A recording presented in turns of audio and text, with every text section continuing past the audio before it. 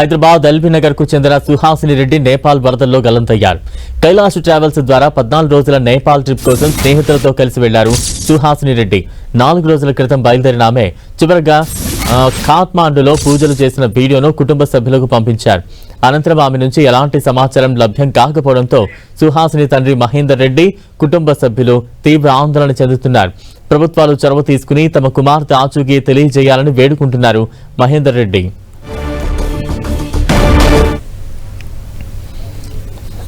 మా అమ్మాయి సండే నాడు ఉదయం పోయింది కాఠ్మండు మానస సరోవర్ యాత్ర కోసమని పోయింది.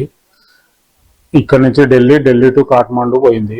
కాఠ్మండు పోయిన తర్వాత సండే నాడు మాట్లాడింది, మండే నాడు మాట్లాడింది, మండే నాడు వాళ్ళ ఫ్రెండ్ ఇంకొక ఆమె ఆస్ట్రేలియా నుంచి వచ్చి ఆడ జాయిన్ అయింది. ఇద్దరు ఒకటే హోటల్ ఉన్నారు.